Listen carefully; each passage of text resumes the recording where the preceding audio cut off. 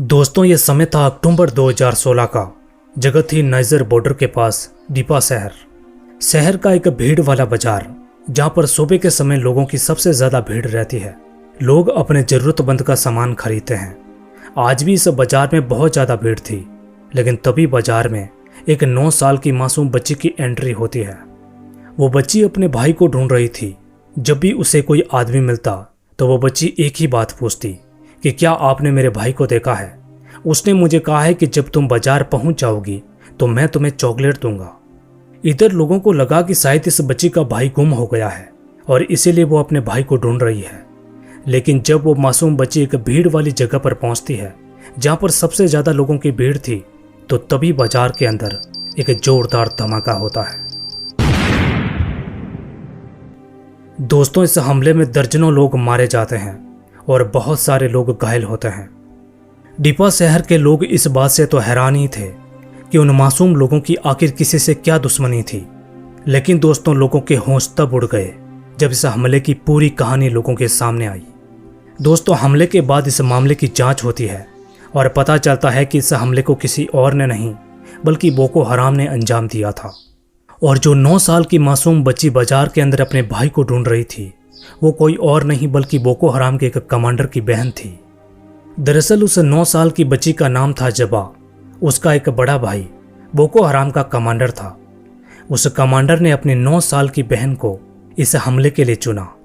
सबसे पहले उसने अपनी मासूम बच्ची को अपनी बातों में फंसाया और फिर उसके शरीर पर एक बम बांधा और ये वादा किया कि जब वो उस बाजार में पहुंच जाएगी तो वहां पर वो उसे चॉकलेट देगा। उसे 9 साल की मासूम बच्ची को यह नहीं पता था कि उसका भाई उसे क्या करवाने जा रहा है। दोस्तों, ये कोई इकलौती घटना नहीं है। बोको हराम ने कुछ ऐसी घटनाओं को अंजाम दिया है जो इंसान कभी सोच भी नहीं सकता।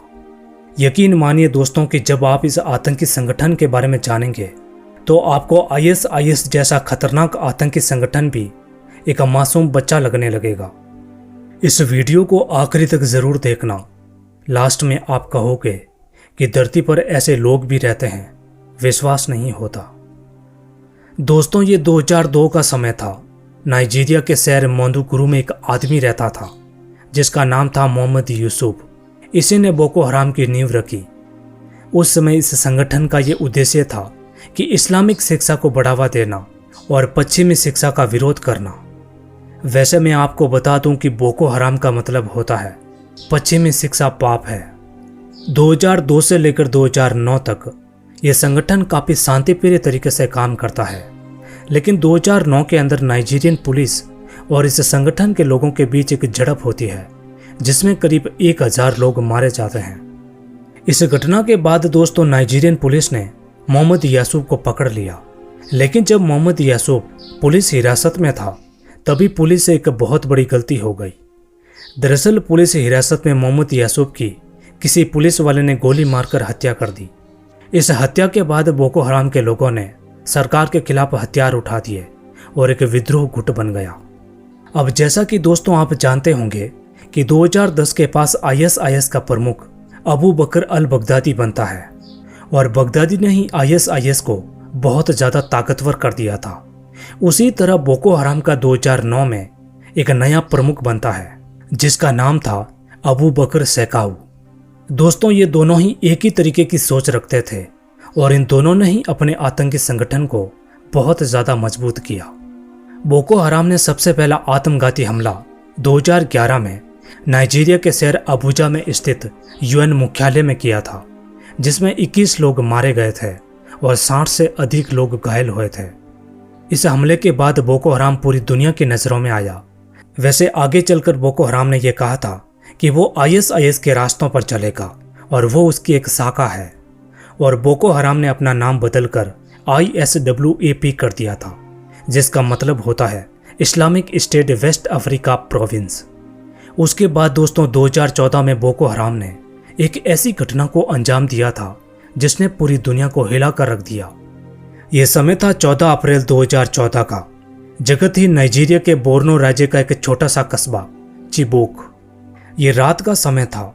बोको हराम के करीब 100 से ज्यादा आतंकी जो हथियारों से लैस थे वो मोटरसाइकिलों पर सवार होकर चिबोक कस्बे में घुसे। दोस्तों, ये सभी आतंकी एक स्कूल में घुसते हैं और करीब 276 लड़कियों का अपहरण कर देते हैं।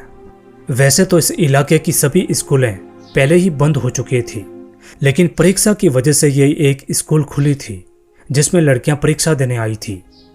उसके बाद वो आतंकी इन सभी लड़कियों को लेकर साबिनसा के जंगल में चले जाते हैं जहां पर इनका अड्डा था। दोस्तों, शुरू में नाइजीरिया की सरकार ने इस घटना पर ज्यादा ध्यान नहीं दिया, लेकिन जब यह खबर अमेरिका, ब्रिटेन और फ्रांस पहुंची तो वहां के नेताओं ने इस घटना को काफी गंभीरता से लिया। उन्होंने तुरंत ही नाइजीरिया की सरकार को यह प्रस्ताव दिया कि वो उनकी मदद करने को तैयार है, लेकिन किसी तरह उन बच्चों को छुड़ाया जाए। वैसे दोस्तों, ये बात भी हैरान करने वाली है कि आतंकियों द्वारा अपहरण की गई उन बच्चियों की उम्र 8 से 16 साल तक की थी, लेकिन जब आतंकी उनका अपहरण करते हैं तो इस्लामिक रूल्स के हिसाब से उन सभी बच्चियों की शादी अपने कमांडरों से करवा दी। खैर, बाद में 50 से ज़्यादा लड़कियां आतंकियों के चुंगल से भाग जाती है और 100 से ज़्यादा लड़कियां सेना द्वारा आतंकियों से छुड़वा ली जाती हैं। लेकिन दोस्तों, आज भी 100 से ज़्यादा लड़कियां ऐसी हैं जिनके बारे में कुछ भी नहीं पता। माना जाता है कि उन लड़कियों की शादी बोको हराम के आतंकियों से करवा दी गई और आज भी वो उन्हीं के पास है। वैसे दोस्तों, मैं आपको बता दूं कि बोको हराम का ये उद्देश्य है कि पश्चिमी शिक्षा नाइजीरिया में पूरी तरह बंद हो, लड़कियां कभी स्कूल ना जाए और पूरे नाइजीरिया के अंदर शरिया लॉ लागू हो। वैसे तो दोस्तों, दुनिया में कई सारे ऐसे आतंकी संगठन हुए हैं और आज भी है जो अपने देश या फिर पूरी दुनिया में इस्लामिक रूल्स चाहते हैं, यानी कि शरिया लॉ चाहते हैं। लेकिन बोको हराम काफ़ी अलग है और मैं आपको ऐसा क्यों कह रहा हूँ ये आप इस घटना से अंदाज़ा लगा सकते हैं। ये 24 फरवरी 2014 का समय था। नाइजीरिया के यूबी राज्य में बुनियादी कस्बे में स्थित एक कॉलेज के अंदर बोको हराम के आतंकी घुसे। रात के करीब 2 बज रहे थे। कॉलेज में बच्चे सो रहे थे, लेकिन आतंकी हथियारों से लैस होकर सीधे ही सोते हुए बच्चों को उठाया। जब कॉलेज में बच्चों को इस बात का पता चला कि उनके कॉलेज पर आतंकी हमला हुआ है तो कॉलेज के सभी बच्चे भागने लगे, लेकिन करीब 59 बच्चों को आतंकियों ने पकड़ लिया। उसके बाद आतंकियों ने उन सभी बच्चों की हत्या कर दी और पूरे कॉलेज में आग लगा दी। अब दोस्तों, आतंकियों ने जिन बच्चों की हत्या की थी उनकी उम्र 13 से लेकर 17 साल तक थी। वैसे आपको ये बात जानकर हैरानी होगी कि आतंकियों ने आखिर इन बच्चों की हत्या क्यों की। दरअसल बोको हराम के कई सारे ऐसे आतंकी थे जो ऐसे हॉस्टल में घुसकर लड़कियों को उठाकर ले जाते थे, लेकिन कई बार ऐसा होता था कि कॉलेज के ये लड़के आतंकियों के लिए मुसीबत बन जाते और इसीलिए बोको हराम के आतंकियों ने 59 लड़कों की हत्या कर दी ताकि उनके लड़ाके आसानी से यहाँ से लड़कियों को उठाकर ले जा सके। वैसे दोस्तों, मैं आपको ये भी बताता चलूँ कि नाइजीरिया में कई सारे ऐसे इलाके और कस्बे हैं जहाँ पर जब बोको हराम का हमला होता है तो वहाँ कितने लड़कियों का अपहरण होता है, कितने लोगों की हत्या होती है, उसका सटीक आंकड़ा बताना मुश्किल होता है क्योंकि इस बात का पता ही नहीं चलता। अब जैसा कि दोस्तों मैंने आपको बताया था कि ISIS और बोको हराम दोनों ही एक साथ ताकत में आए थे। जब 2014 और 15 में ISIS भी अपनी ताकत दिखा रहा था, उस समय बोको हराम भी काफ़ी उग्र हो चुका था। जैसा कि मार्च 2015 की बात है, नाइजीरिया के बोर्नो राज्य के डामासक शहर पर बोको हराम का हमला होता है। दरअसल ये डामासक शहर नाइजीरिया और नाइजर के बॉर्डर पर आता है और इसीलिए बोको हराम इस शहर पर कब्जा करना चाहता था।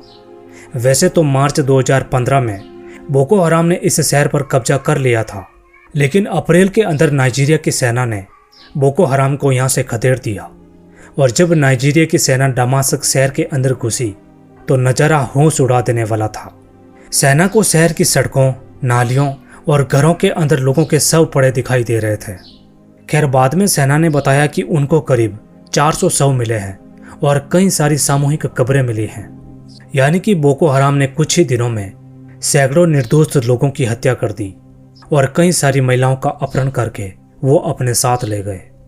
वैसे दोस्तों, बोको हराम के लड़ाकों के लिए निर्दोष लोगों की हत्या करना कोई बड़ी बात नहीं थी, क्योंकि 2015 में ही बोको हराम के लड़ाकों ने बागा नरसंहार किया था।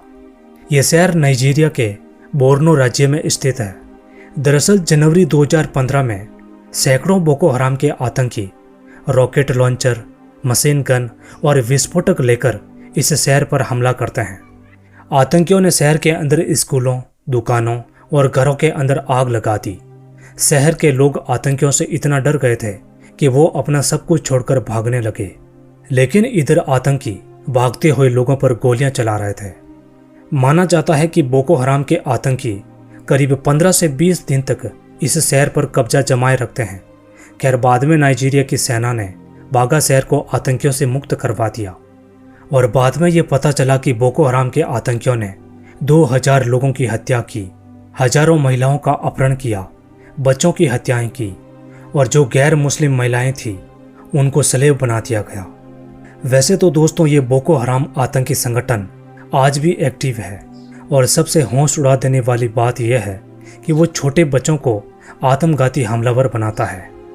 कई सारे ऐसे बच्चों की कहानियां हैं जिनके शरीर पर बम बांधकर उनको मार्केट में बेचा गया और उन बच्चों को यह लालच दिया जाता है कि आप जब ये बटन दबाएंगे तो एक आदमी आकर आपको चॉकलेट देगा। कई बार ऐसे बच्चों को डराया जाता है और कई बार यह भी बताया जाता है कि जब आप काफिरों को साथ लेकर मरेंगे तो आपको जन्नत मिलेगी।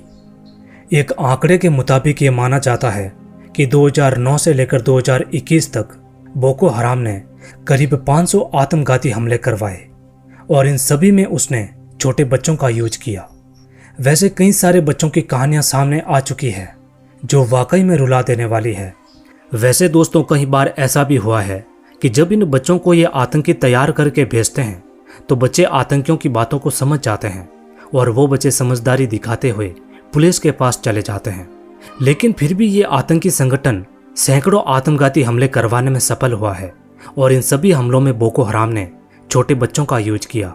यहाँ तक कि आतंकियों ने कई बार 3 साल के बच्चे को भी आत्मघाती हमलावर बना दिया और कई बार तो ऐसा भी देखा गया कि किसी बच्चे की बॉडी में विस्फोटक भर दिए गए और जब लोग उस बच्चे के जनाजे में शामिल हुए तो उसमें विस्फोट कर दिया गया। दोस्तों, यदि आप चाहते हैं कि ऐसे बच्चों पर मैं एक वीडियो बनाऊं और उनकी सच्ची कहानियां आपके सामने रखूं तो आप मुझे कमेंट जरूर कीजिएगा। यकीन मानिए, ऐसे बच्चों की कहानियां आपको रुला देगी।